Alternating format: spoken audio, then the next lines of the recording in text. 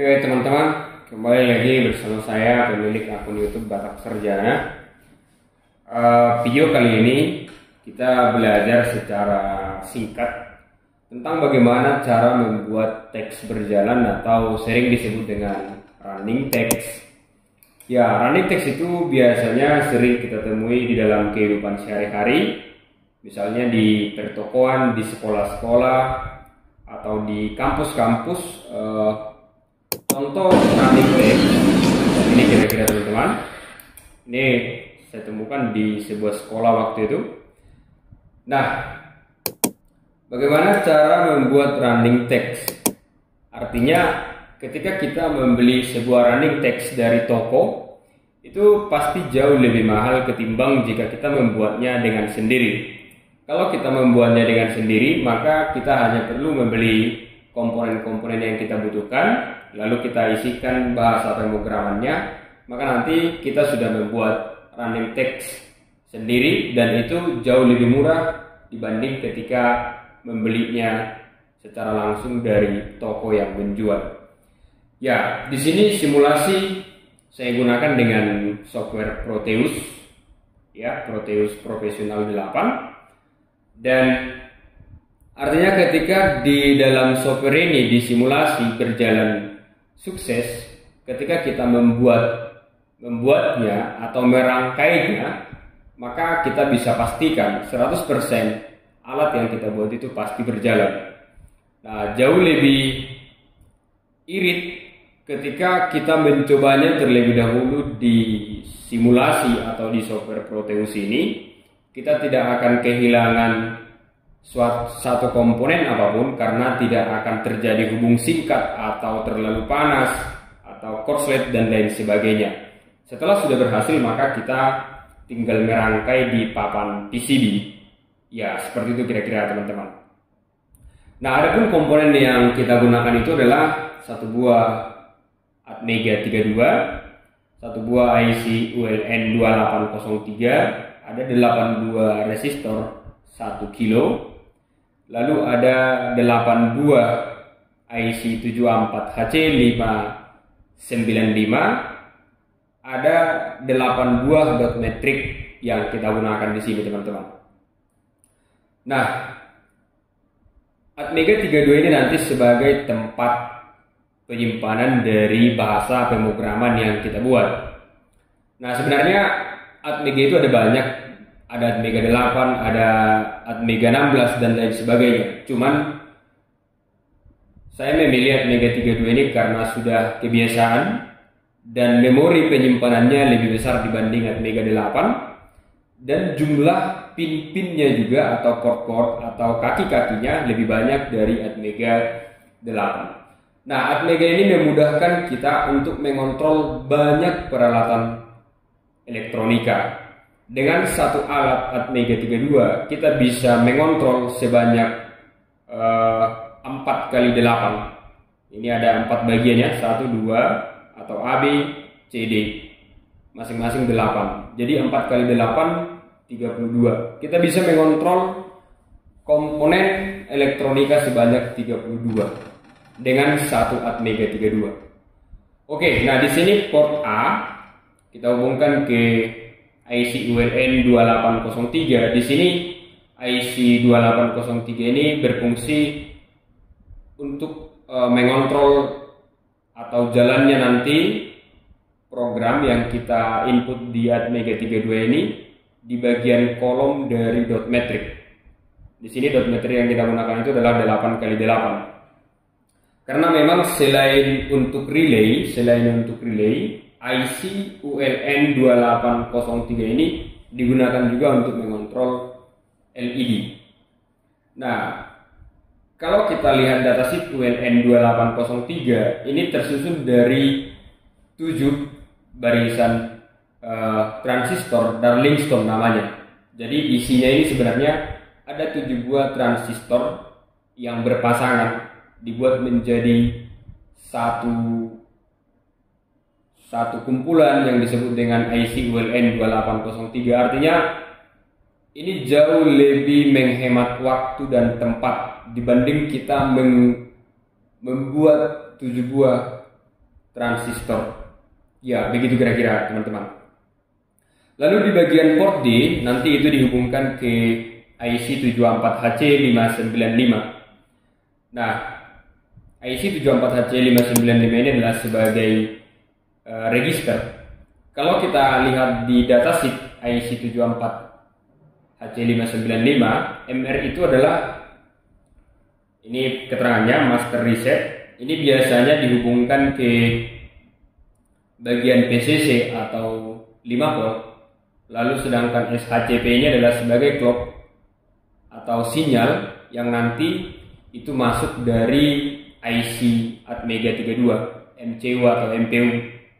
Jadi ini nanti clocknya atau clock sinyalnya dari Atmega 32. Lalu STCP ini sebagai penahan, ya, sebagai penahan atau pengunci. OE ini atau output enable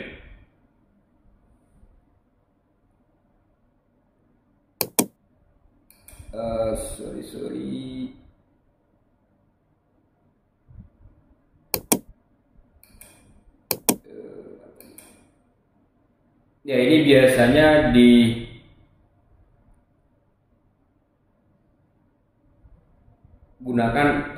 ke ground, dihubungkan ke ground ya teman-teman ya. Ini dihubungkan ke ground. Lalu DS atau serial data ini nanti itu untuk pengiriman data ya, pengiriman data ke 8 buah keluaran dari 74HC595. Nah, data itu misalnya tadi apa yang mau kita tampilkan di dot metricnya, begitu kira-kira. Jadi nanti dari Atmega 32, maka datanya dikirimkan dari kaki atau pin DS ini, ya. Nah, di mana IC 74HC595 ini outputnya keluarannya ada 8, yaitu Q0 sampai Q7. Sedangkan Q7 aksen ini biasanya ini dihubungkan ke IC 74HC595 yang kedua, ya, yang kedua. Kira-kira seperti itu teman-teman. Jadi artinya dengan port D di bagian Atmega 32 ini kita bisa mengontrol IC 74HC595 sebanyak mungkin, ya, sebanyak mungkin. Nah, satu IC 74HC595 itu hanya mampu untuk satu dot metric.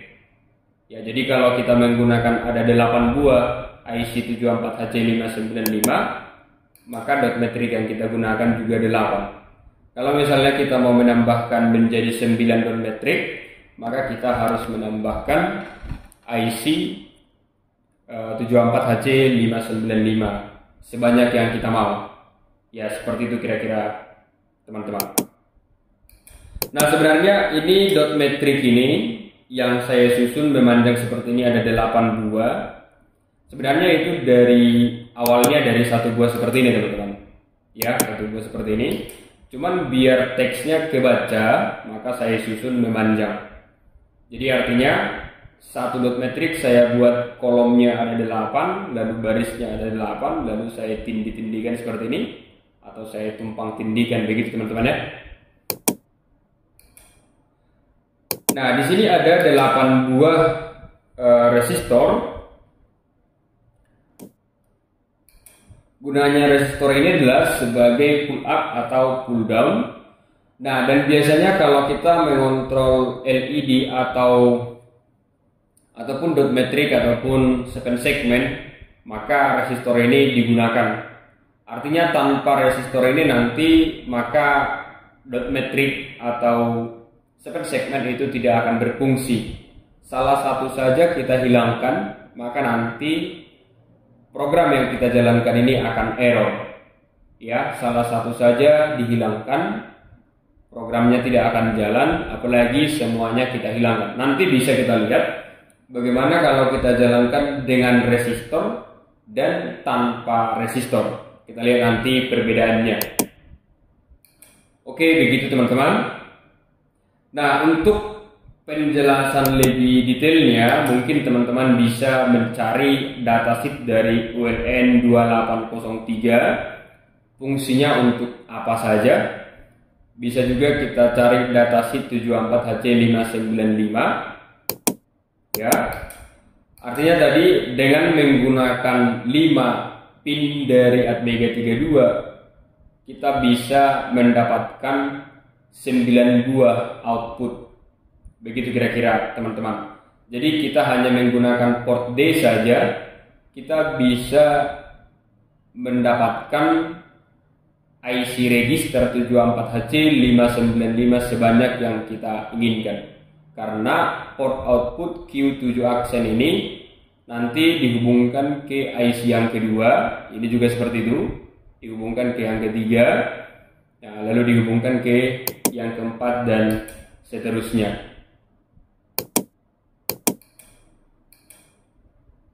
Oke, seperti itu teman-teman. Lalu adapun bahasa pemrograman yang kita gunakan itu adalah bahasa Bascom atau disebut Basic Compiler. Seperti ini kira-kira teman-teman. Ini perkenalan tentang Atmega yang kita gunakan, kristal. Ya, seperti itu. Lalu kita perkenalkan juga pin mana saja yang kita gunakan, seperti di sini SHCP, port D3 dan seterusnya. Nah, lalu di sini kita akan membuat bagaimana cara menampilkan ABC sampai Z dengan huruf kapital. Ya, seperti ini bahasa pemrogramannya. Nanti jika teman-teman berminat untuk mengambil bahasa pemrogramannya, nanti akan saya tampilkan di deskripsi. Di sana nanti akan saya tampilkan link blogspot saya. Nanti bisa di-copy dari blogspot saya. Ya, begitu kira-kira teman-teman. Setelah bahasanya kita buat, biasanya kita compile dulu. Kalau misalnya ada yang error, maka nanti compile-nya itu tidak akan berjalan lancar. Nah, di sini ketika kita compile sudah berjalan lancar, berarti tidak ada lagi kesalahan di bahasa pemrograman. Nah, tinggal kita ke sini. Lalu kita klik Atmega 32, kita cari tadi bahasa pemrograman yang kita buat. Ya, di sini saya namai dia Jetro Hex. Nah, mikrokontroler apapun, baik itu Atmega 32, Atmega 8 dan seterusnya, bahkan Arduino, dia hanya bisa membaca file dengan ekstensi hex. Ya, file dengan ekstensi hex. Nah, ini X-nya, lalu kita open. Oke, kita oke kan, lalu kita jalankan. Maka hasilnya kira-kira seperti ini teman-teman. Ya, itu ABCD. Nah, ini merah dan biru ini adalah pin-pin dari kolom atau dari baris dari dot metriknya. Karena tadi kalau misalnya kita pisah-pisah sebanyak 8 buah, ini tidak akan terbaca dengan nyaman ya. Makanya saya tumpang tindihkan seperti ini. Cuman kendalanya jadi ada warna merah dan biru. Sebenarnya itu kaki-kaki kolomnya dan barisnya. Tetapi kalau kita membuat ini atau merangkai running text di laboratorium, maka tidak akan kita temukan warna merah dan biru di sana ya. Itu hanya disimulasi saja. Seperti itu kira-kira teman-teman. Ya, hasilnya seperti ini. Maka nanti ini tampilannya adalah A, B sampai Z. Ya, seperti itu. Nah, lalu bagaimana tadi kalau misalnya resistor ini kita abaikan atau kita buang?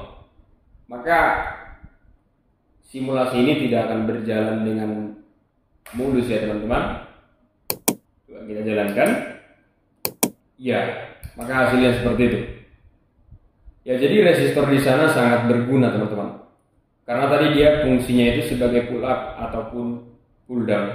Nah, biasanya kalau kita mengontrol running text atau katakan lampu merah atau teks berjalan atau span segment, maka resistor itu kita gunakan. Seperti itu teman-teman.